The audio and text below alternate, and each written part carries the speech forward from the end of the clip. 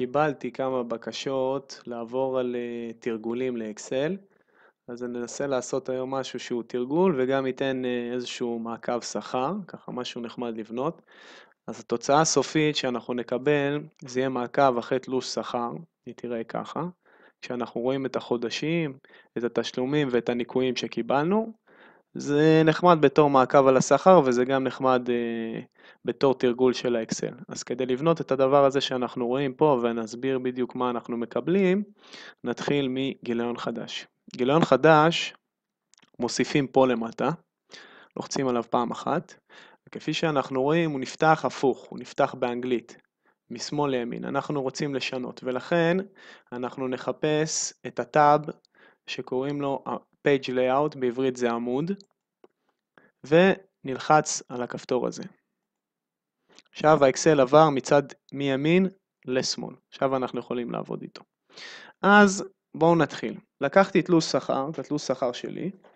כמובן המספרים שראיתם זה לא באמת התלוש שלי, אם נחזור לגיליון הזה אני לא באמת מרוויח 50, אבל לצורך הדוגמה זה מה שרשמנו.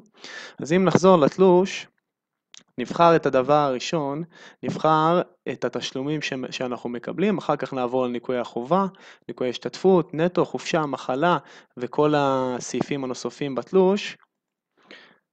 נוכל גם לקרוא לגיליון שלנו בשם אחר, אם נלחץ פעמיים פה, נרשום תלוש.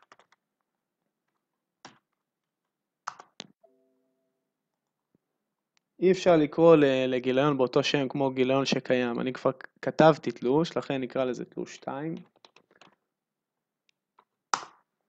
וזה יהיה הגיליון שנתחיל לעבוד עליו.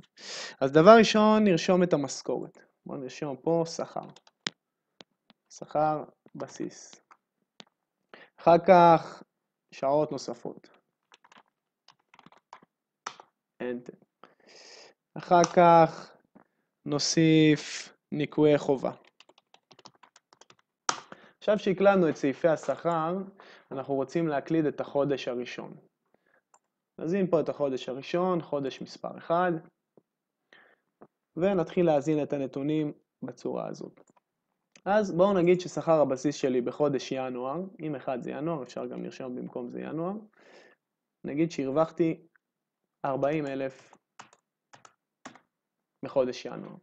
עכשיו, איך שהמספר מוצג כרגע, זה לא כל כך נוח לעבוד, כי אנחנו רואים הרבה אפסים ואנחנו יכולים להתבלבל, ולכן כדאי לשים פסיק בשביל המאיות. לכן נלך לטאב של Home, ופה נחפש את הכפתור הזה.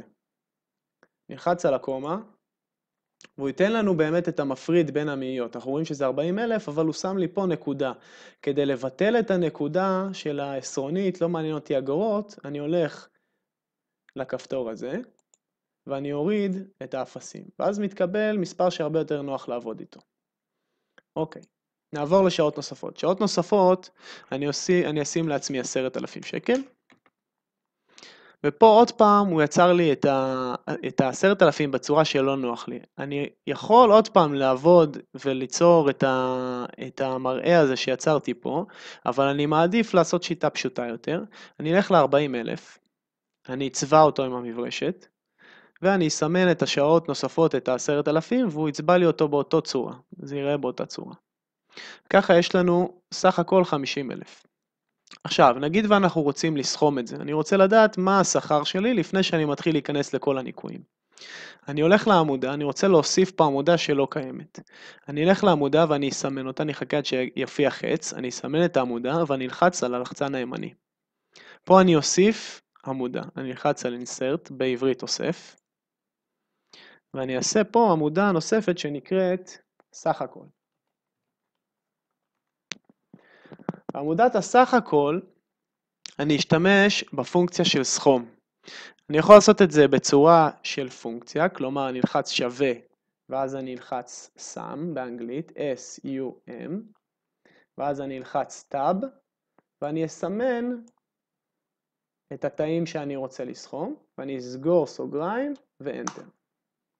סך הכל 50,000. שיטה נוספת ויותר פשוטה, אם אני אמחוק, זה ללכת לכפתור למעלה, אוטו סם, והוא ייתן לי את הסכום אוטומטית. אוטוסם נתן לי, אבל הוא לוקח גם את האחד, שהאחד זה החודש, לכן אני אוריד ואני אקטין רק לתאים שאני רוצה לסכום. ככה אני מקבל 50,000. בנוסף לזה אני רוצה הפרדה, אני רוצה לראות את הסך הכל מופרד. אז אני אלך לתיאור הזה, ואני אוסיף לו קו עליון. הקו העליון הזה יפריד לי את ה-50,000, ויראה לי, ייתן לי איזשהו שינוי בנראות של התא, שייתן לי הפרדה בין זה, וככה אני יכול לדעת שזה סך הכל. עכשיו נמשיך לניקויים חובה. נגיד שמנקים לי ממס הכנסה 2,000 שקל. אני ארשום מינוס 2,000. הסיבה שקיבלתי את זה בצורה הזאת, זה כי האקסל יודע איזה סוג תא היה מעליו, ולכן הוא ממשיך. אבל הייתי יכול לקבל את זה בצורה רגילה. הייתי יכול לקבל את זה בצורה כזאת, ואז עוד פעם הייתי צריך ללכת לתא הזה, ואני רוצה לקבל את אותה נראות, ולכן אני אשתמש במברשת, ואני אגרור אותה על כל התאים שאני רוצה שיראו אותו דבר. כל התאים האלו יראו באותה נראות כמו התא הזה. יש לי את הניקויי חובה של מס הכנסה, 2,000, יש לי את אובדן כושר עבודה, בואו נרשום פה שניקו ממני 1,000 שקל, ופיצויים ניקו ממני 600 שקל. עכשיו אני ארצה להוסיף עוד שורת סך הכל. אני עוד פעם אלך לשורה 14 כדי להוסיף שורה. אני אלחץ כפתור ימני ואז אני אלחץ על insert. עכשיו במקום לרשום עוד פעם סך הכל ובמקום לרשום עוד פעם את הסכום, אני אעתיק את השורה הזאת ואני אעשה העתק. אני אלך לתא הזה ואני אעשה הדבק. הדבק רגיל. הוא נותן לי פה אופציות, אנחנו נדבר עליהם בהמשך, הדבק רגיל. עכשיו, מי שזריז בחשבון יכול לראות שזה לא הסכום של כל הניקויים. כי הוא, בלמעלה אנחנו סכמנו רק את שתי אלו, ופה בלמטה עוד פעם הוא יסכום לי רק שתי תאים. לכן אני צריך להגדיל. כדי להגדיל אני אלך לסכום, אני אלחץ F2. F2 מראה לי את מה הוא סוכם. עכשיו אני רוצה לקחת את שלושת התאים האלו לסכימה. אז אני אגדיל, אני אגיע לפינה, אני אלחץ על הפינה ואני אגדיל. עד שהוא ייקח גם את התא מעליו. וככה אנחנו מגיעים לסך הכל ניקויים. ניקויים נוספים נרשום פה מינוס 900. על ארוחות או כל דבר אחר. עכשיו אני רוצה לראות כמה קיבלתי בנטו. לכן אני ארשום פה נטו.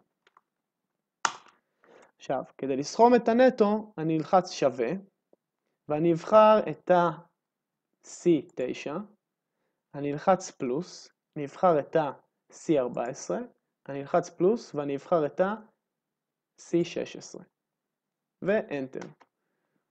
סכימת התאים תיתן לי את הנטו, שמופיע בסוף תלוש השכר שלי, כמובן שזה לא תלוש אמיתי ויש עוד מרכיבים נוספים, אתם תוכלו לשחק עם זה כשתתקדמו, אבל זה הדרך הבסיסית ביותר. לתא הזה אני גם רוצה להוסיף מפריד עליון, קו מפריד עליון, לכן אני אשים פה, ונוסיף לו גם, נדגיש אותו בבולד, נסמן את שתי התאים ונדגיש בבולד. ככה אנחנו רואים את העמודה בבולד. עכשיו, כדי להמשיך הלאה, מה שאפשר לעשות זה לסדר את החודשים הבאים ולסדר סכימה של כל השנה. אז קודם כל, האחד הזה נמצא בצד וזה קצת מפריע, בתור כותרת הוא צריך להיות באמצע, לכן נסמן את התא של האחד, זה תא חודש, נוסיף פה חודש, וניתן לו הטיה, נלך לפה וניתן לחודש הטיה, כדי הכתיבה תראה שונה.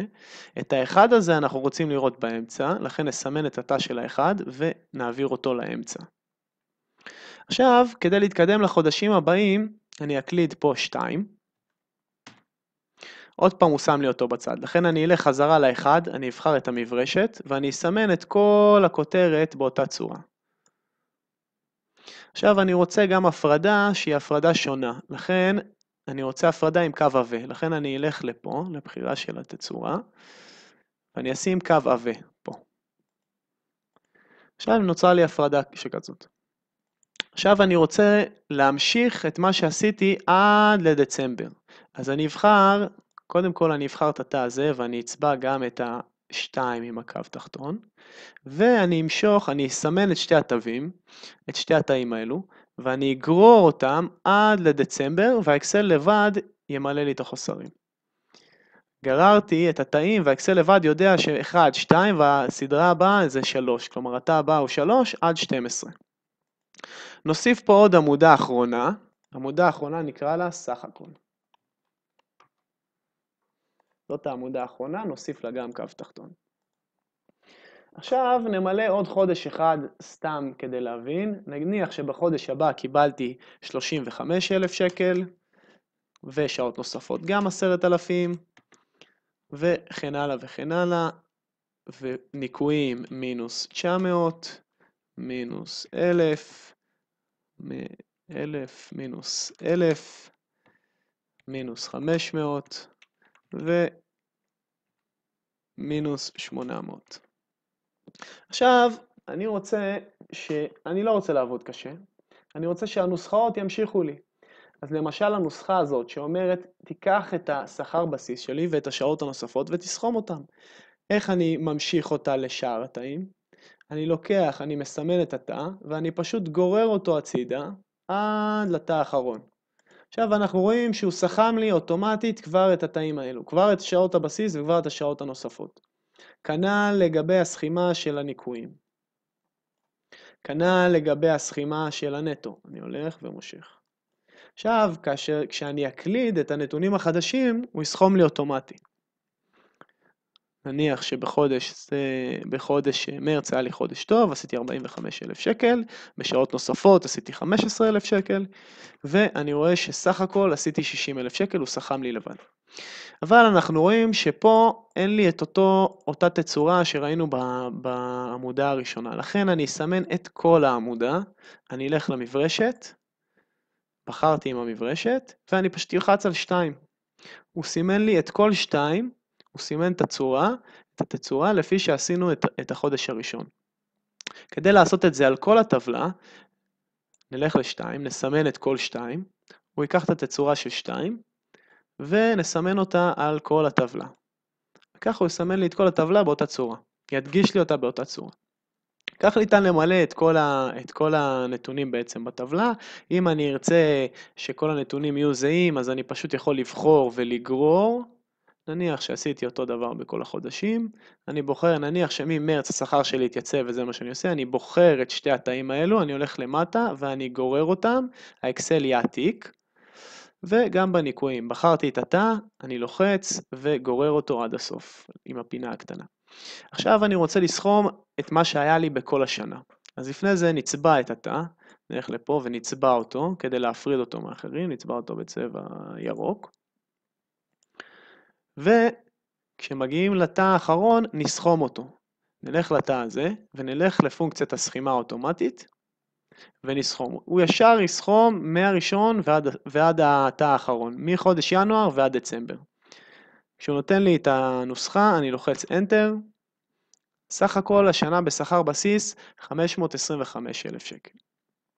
אני יכול לעשות את אותו הדבר לתא השני, או שאני יכול לעשות את זה שווה SUM, שזה פונקציית סכום. אחרי שעשיתי את זה, אני בוחר בטאב, לוחץ על טאב, הוא יפתח לי סוגריים. אני אסמן את התאים שאני רוצה לסכום, אני אסגור סוגריים ואני אלחץ Enter. וכבר אנחנו רואים שאנחנו יכולים לראות מה עשינו השנה. כלומר, בואו נקרא לזה שנת 2015. אותו הדבר אני אעשה גם בניקוי חובה. דרך קלה לעשות את זה, זה לעמוד על התא שמסמן לי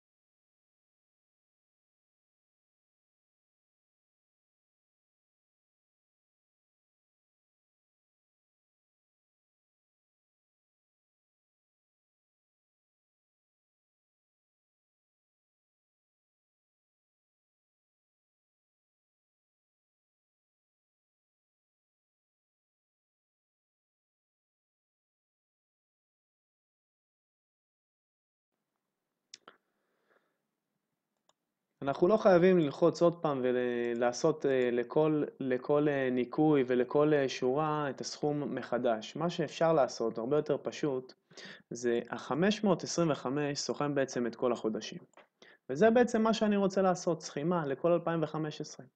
אני אלך ל-525 ואני אעתיק. אני יכול ללכת ולעשות קופי, או שאני יכול ללחוץ Ctrl+C. עכשיו הוא העתיק לי את הנוסחה. עכשיו כשאני רוצה להדביק, אני אבחר את התאים שבהם אני רוצה לסכום. כלומר, אני רוצה לסכום את ניכוי החובה, אני רוצה לסכום את אובדן כושר עבודה, ואני רוצה לסכום את הפיצויים. אז אני אבחר את שלושת התאים האלו. עכשיו שאני אדביק, אני אלחץ לחצן ימני, ואני אלך להדבקה מיוחדת. בהדבקה מיוחדת הוא ייתן לי את המסך הזה. המסך הזה אומר לי בעצם איך אני רוצה להדביק. אני לא רוצה להדביק את הערכים, אני רוצה להדביק רק את הנוסחאות. אוקיי? הנוסחאות זה פה, אני בוחר את הנוסחאות והוא ידביק לי את הנוסחאות בלבד. אני לוחץ אוקיי, ופה הוא ידביק לי את הנוסחה. אם אני אעמוד על תא O11, אני אוכל לראות שהוא סוכם לי מ-C11 עד N11, כלומר את התאים האלו. כדי לראות בצורה ויזואלית את הפונקציה, נעמוד על התא, נעמוד על תא O11, ונלחץ F2. ואז הוא בעצם מראה לי, לפי הקו הכחול, הריבוע הכחול הזה, הוא מראה לי את מה הוא סוכם. הוא סוכם, שם, C11 עד N11. אם אני רוצה לצאת מהמבט הזה, אני אלחץ Escape. סכמתי את זה. נעשה את זה עוד פעם בשביל הניקויים הנוספים. אני עומד על תא O11, אני עומד על התא הזה. אני לוחץ Ctrl+C, זה העתק. אני מקבל את הקו המקווקו. אני עובר לתא O16 בניקויים הנוספים. אני לוחץ לחצן ימני, ואני בוחר הדבקה מיוחדת, נוסחאות. אוקיי, והוא נותן לי את הנוסחה. למטה כבר ראינו שהוא נותן לי את הסך הכל של השנה, ולכן אני רואה מה יש לי ב-2015, מההתחלה ועד הסוף, מה הנטו שלי, כל החודשים. אנחנו בווידאוים בהמשך נראה איך אפשר לנתח את הנתונים, מה אפשר להבין מהנתונים, אבל כרגע רק ננסה לבנות את זה. עכשיו נניח שאני עושה ואני רוצה עוד שנה, אבל יש לי פה כבר יותר מדי עמודות. העמודות האלו יפריעו לי ואני אצטרך לזוז הצידה. אני לא רוצה את זה. אז מה שאני יכול לעשות זה לבחור את כל העמודות של החודשים ולקבץ אותם. אני בוחר את C, אני עולה למעלה, אני בוחר את כל עמודת C, אני לוחץ על הלחצן השמאלי, ואני מסמן את כל, ממשיך את האצבע לחוצה ומסמן את כל החודשים. כלומר, את כל העמודות של החודשים. אחרי שסימנתי, אני אלך לטאב הזה, לטאב של דאטה, של נתונים, ואני אחפש את קיבוץ. אני לוחץ על הקבוצה, ולמעלה נפתח לי קו נוסף עם מינוס. המינוס הזה יסגור לי בעצם את כל מה שאני לא רוצה לראות כשאני מסתכל ברמה השנתית.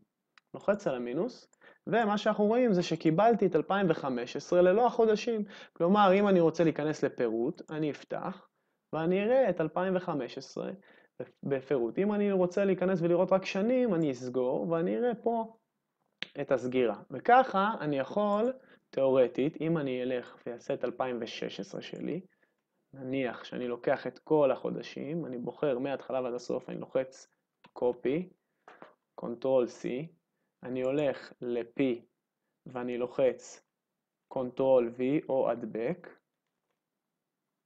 הדבקתי, נניח שזה שנת 2016. עכשיו אני לא רוצה לראות את 2015, אז אני מקבץ את 2015, ויש לי את 2016. עכשיו, אם אני רוצה לסכום את 2016, במקום להכין עוד פעם את אותן נוסחאות, אני אלך ל-2015, אני אסמן את כל 2015, אני אלחץ על העתק, אני אלך לקצה, ואני אלחץ על הדבק.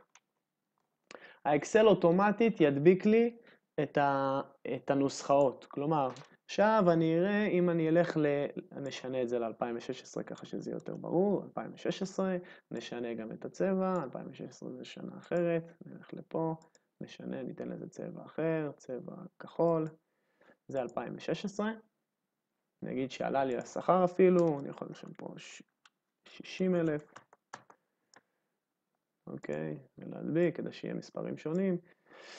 אז אנחנו רואים שב-2016 אני מרוויח יותר, אני פתאום הרווחתי 800,000 שקל. עכשיו זה קורה אוטומטית, כלומר האקסל יודע כשהדבקתי את 2015, לקחתי את 2015 והדבקתי אותו פה, הנוסחאות לוקחות רק 12 חודשים, רק את ה-12 חודשים האלו. עכשיו אני ארצה לעשות את אותו דבר ולסגור, אז עוד פעם אני אסמן מינואר, אני אסמן עד דצמבר, בצורה הזאת, אני אלך לנתונים ואני אעשה קבץ. פה אני אלחץ על הקטן, ויש לי את 2016, וככה אני בעצם יכול לבצע מעקב של השנים, להיכנס לכל שנה ולראות. עכשיו, כדאי לתרגל את זה, זה הרמה הבסיסית ביותר של האקסל, זה טיפה מלמד על התאים, במיוחד כשעושים טעויות. נכון שבתלוש שלי השתמשתי פה בחופשה, הבראה, תשחקו עם זה קצת, תראו אם זה עובד לכם. זה הכל הוידאו הבסיסי הזה, זה טוב בתור תרגול. בהמשך אני אעלה וידאוים שמתייחסים לשימוש קצת יותר מסובך, עם פונקציות קצת יותר מסובכות, גם לניתוח וגם לעיבוד נתונים.